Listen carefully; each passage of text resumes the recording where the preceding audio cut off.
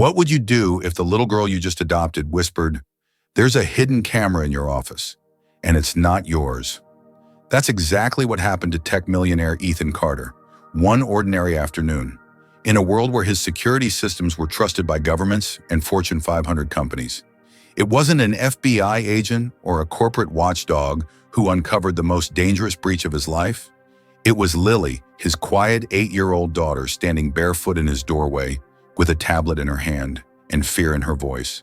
What she discovered didn't just shake his trust, it exposed a betrayal so deep, so calculated, that it threatened to ruin his entire career, reputation, and freedom. His girlfriend was not who she claimed to be. His best friend had sold him out, and the very people he trusted most were working to destroy everything he had built. But what they didn't expect was that the child they overlooked would be the one to bring them down. Stay with us, because what happens next is a thrilling story of deception, courage, and an unlikely bond that proves sometimes the smallest voice carries the most powerful truth. And by the end, someone's life will change forever. It was a quiet afternoon in a gated suburban neighborhood just outside of Seattle. The kind of place where perfectly trimmed lawns and luxury SUVs gave the illusion that nothing bad could ever happen. Inside a sleek, glass-walled house, Ethan Carter, tech genius and self-made millionaire, sat in his home office surrounded by humming machines and blinking monitors. At just 30, he had built a cybersecurity empire from scratch. To the world, he was untouchable. But the girl standing in his doorway knew better.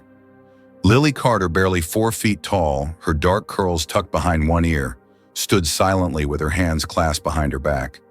She wasn't supposed to interrupt him, not when he was working. That was one of the rules. Ethan had many rules. His life was built on structure, precision, and control. That's how he made his millions. That's how he stayed sane. Lily had been living with him for 6 months. Adopted from the foster system after years of instability, she had learned early on that silence was safer than questions, that watching told her more than words ever could.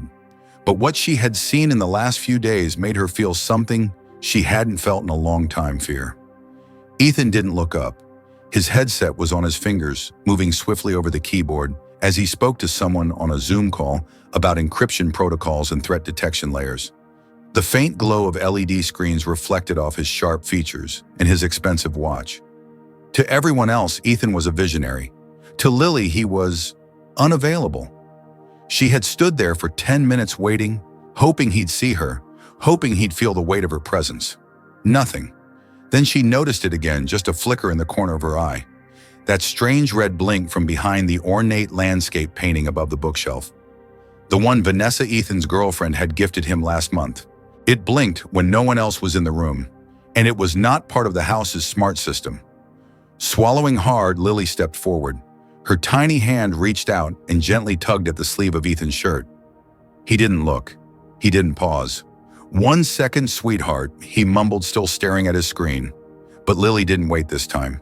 She leaned in close, so close that her breath touched the side of his face, and she whispered 7 words that would turn his entire world upside down. "There's a camera in your office. It's not yours." Ethan froze. His hands hovered mid-air, fingers splayed like a man reaching for something in the dark.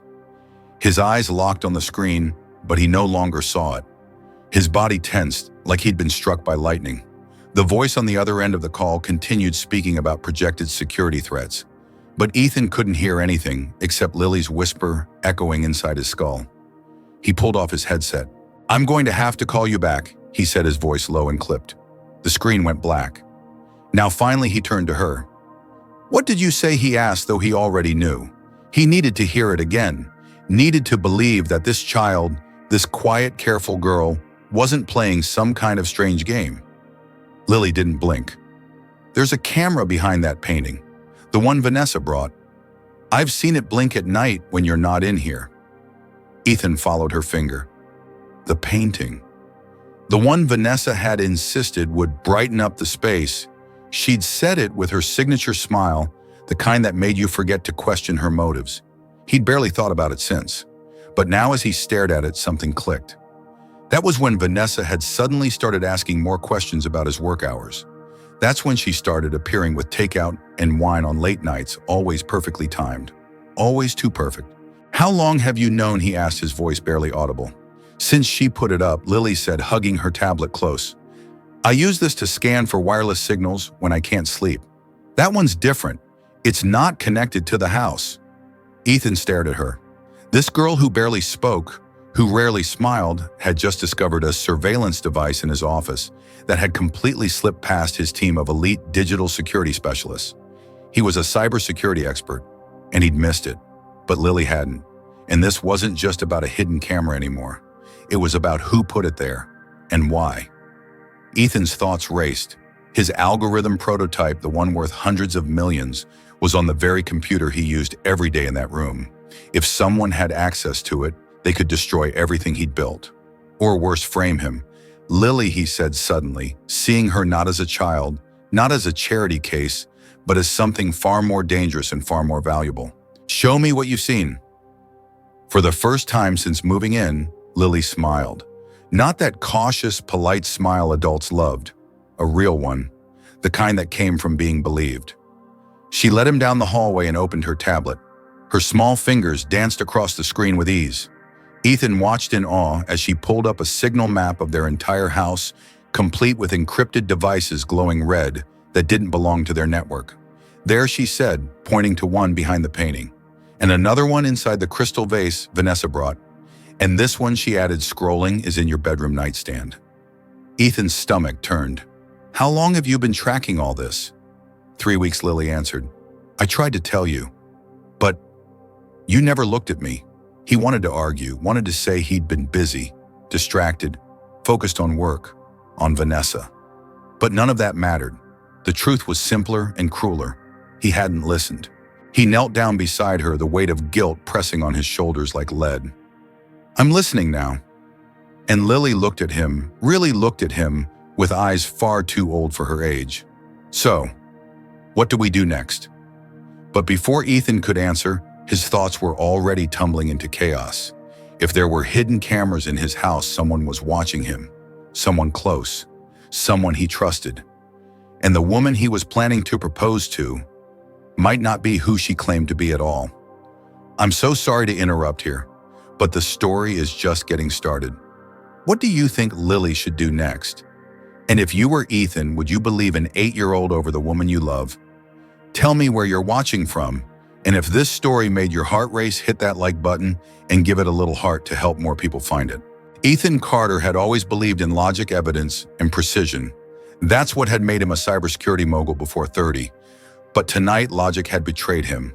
Because no matter how many firewalls he'd built or how many systems he'd secured, he had let a predator walk right into his home, and he hadn't seen her coming. She's not working alone, Lily said quietly, her voice oddly steady for an 8-year-old revealing a conspiracy. Daniel's involved too. Ethan froze. Daniel Price, his CFO, his best friend since MIT, the man who'd helped him code their first product in a campus dorm room. Ethan laughed, but there was no humor in it. You must be mistaken. I'm not, Lily replied, holding his gaze with eyes far too old for her age. He comes here when you're not home. I've seen him. He meets Vanessa in your office. They whisper a lot. One time he said, make sure the timeline matches the product launch. The blood drained from Ethan's face. Daniel had access to everything: financials, contracts, the algorithm that could change the future of data security. And Vanessa, the woman he had trusted with his heart, had access to Ethan's life in ways no firewall could prevent. The two people he had let closest might be the ones trying to destroy him. Why didn't you tell me sooner? He asked, his voice barely above a whisper. Lily looked down at her tablet. Because you don't really listen. Not to me. Not until now. The words hit harder than he expected. He had adopted her out of a sense of duty of doing the right thing. But he hadn't really seen her. And yet she had seen everything. That night, Ethan didn't sleep. He sat in his dimly lit home office, staring at the blinking cursor on his computer, remembering the way Vanessa had smiled when she gave him that painting. How she'd gently run her fingers through his hair when he was stressed. How she'd asked just enough questions to seem interested, never too many to raise suspicion. She was perfect. Too perfect. At sunrise, Margaret Chen appeared silently in the doorway. She held a cup of strong black coffee in the same wary look she'd given Vanessa for weeks. You knew, Ethan said without turning around. I suspected, Margaret replied. She's always watching, too carefully, and she knows things she shouldn't. Your travel plans, client names, how long a meeting will take down to the minute. Why didn't you say anything? Margaret's voice was calm, not accusing. Because people in love don't hear what they don't want to. Ethan finally turned to her. I need help. You'll have it. At breakfast, Lily was already dressed, her tablet in hand. She sat across from Ethan at the kitchen island and opened her files without being asked. I've been collecting their signals, she explained, from the devices they planted. They talk through them. Messages, data packets, sometimes audio. It's encrypted but not well. Ethan leaned in as she showed him the screen logs of intercepted data communication trails, timestamps, even a few voice notes. One of them sent a chill down his spine. Vanessa's voice. Miles from Sentinel Corp is getting anxious. Daniel says we'll have to trigger the extraction soon. He wants the algorithm before the end of the quarter. Ethan's knuckles whitened as he gripped the edge of the counter. Sentinel Corp, his biggest competitor, ruthless, well-funded, and apparently completely comfortable using corporate espionage to win. I think, Lily said slowly, they're going to frame you. He turned toward her, eyes narrowed. What they're not just stealing the algorithm. Daniel is creating fake bank accounts, communications that look like you've been talking to foreign buyers. Vanessa's planted devices in your bedroom, your nightstand. If the FBI raids your office, you'll look guilty. Ethan stood up, pacing now. Everything made sense. The recent audit discrepancies, the anonymous tip about suspicious wire transfers, the perfectly timed media leaks. They weren't just after his work. They were after him. They want to ruin me. Lily nodded. And once you're gone, Sentinel buys the company for pennies. They win everything. And what do you think we should do? Ethan asked, suddenly serious. Lily hesitated for a second, then said, we set a trap. Ethan blinked. A trap. We give them what they want, the data, but it's fake, monitored, traced. While they think they're watching you, we'll be watching them. He stared at her, this child he had once seen as fragile. But there was nothing fragile in her now. There was only precision, focus, a kind of determination Ethan recognized from the mirror. Margaret stepped forward. I'll get you everything Daniel has touched, every file, every folder. I know where he keeps his backups. He's sloppy when he thinks no one's looking. Ethan looked between the two of them, the wise, ever-watchful woman who'd practically raised him, and the sharp, stubborn little girl who just saved him. He finally nodded. All right, let's show them what happens when you try to destroy the wrong man. I hate to pause here, but things are about to get much more dangerous. What would you do if the people closest to you turned out to be enemies? And do you think Ethan should go to the authorities now, or let the trap play out? Tell me in the comments where you're watching from, and if this story has you hooked, please like this video and give it a heart to help it reach more people. It all came down to one night. Ethan Carter stood in the shadows of his own home watching the woman he had once imagined, building a future, with sit cross-legged on the couch, flipping casually through a book she wasn't really reading. Vanessa Blake, brilliant, beautiful, and now undeniably dangerous. He had just kissed her forehead and told her he was heading to the office.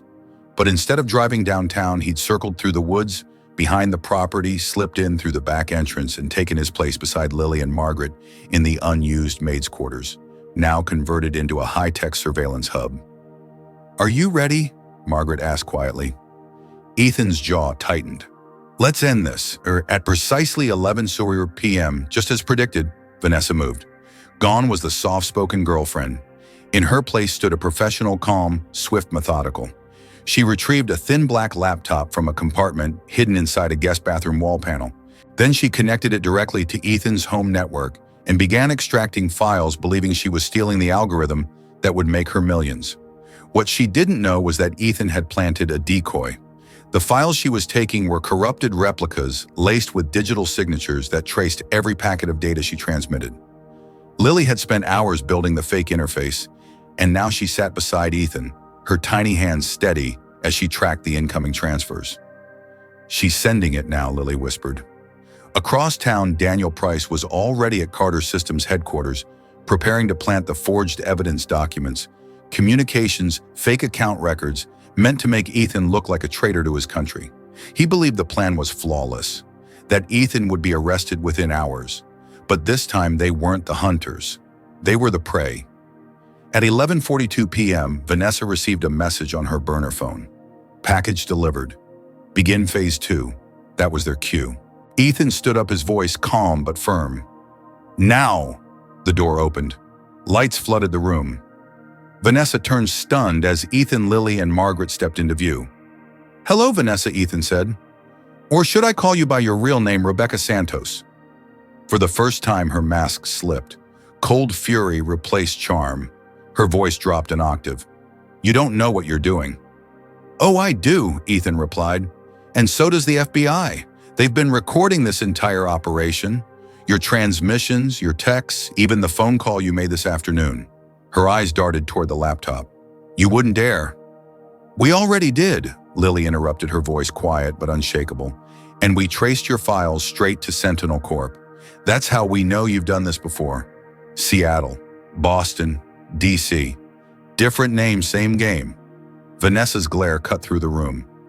You little I wouldn't finish that sentence, Ethan said, stepping in front of Lily. You're talking to the girl who exposed the whole operation. You owe her your downfall. Outside, the sound of sirens grew louder. The FBI arrived in force. Within minutes, Vanessa was handcuffed and escorted out, her fake identity unraveled. At the same time, agents swarmed the Carter Systems building, where Daniel was caught red-handed, trying to plant the last of the forged documents. By morning, the headlines read like something out of a movie. Cybersecurity mogul escapes high-level espionage plot. 8-year-old girl uncovers multi-million-dollar spy network. But the real story was quieter, more personal. 6 weeks later, Ethan stood in a courthouse, his hand resting protectively on Lily's shoulder, as a judge finalized the paperwork that made her officially legally his daughter. No more temporary guardianship, no more question marks. Just one word that meant everything: family. As they walked out into the sunlight, reporters tried to chase them down, but Ethan held up a hand. No comment, he said, and then turned to Lily. Unless you want to say something. She paused, then smiled. Thank you for listening. That night, the three of them sat around the fireplace in their newly redecorated living room, one filled with Lily's drawings and Margaret's old family photos. There were no more hidden cameras, no more secrets. I have something for you, Ethan said, handing Lily a small box. Inside was a sleek black device, part tablet, part scanner, part invention. Her invention. I used everything you built, he explained. Your tracking system, your detection tools. We filed the patent in your name. You're now the youngest patent holder in Carter Systems history. Lily's hands trembled. It's really mine, all yours, Ethan said. When you turn 18, the licensing rights will be yours too. You earned this. But it's not just about the money, Margaret added. It's about being seen, being trusted. Lily looked up, eyes wet. For the first time in my life, I feel like I matter. You do, Ethan said. You always did. A week later, the FBI sent Lily a letter of commendation and an invitation to work with them as a civilian consultant in the future. Ethan framed the letter and placed it beside a simple note Lily had written on a sticky pad. Thank you for believing me. And perhaps that was the real victory beyond the technology, the justice, or the takedown. It was the bond forged between three people who had found each other in the middle of a storm and refused to let go. Ethan had built an empire, but now for the first time he had something far more valuable: a home. Now it's your turn. Do you think Lily was the real hero of this story? And would you have had the courage to do what she did if you were in her place? Tell me what you think of this story. Was it amazing? Comment number 3 below. If you loved it, number 1, if it didn't meet your expectations, or number 2, if it felt just okay. Let me know where you're watching from, and if this story touched you, please tap that heart and share it with someone who believes in the power of found family.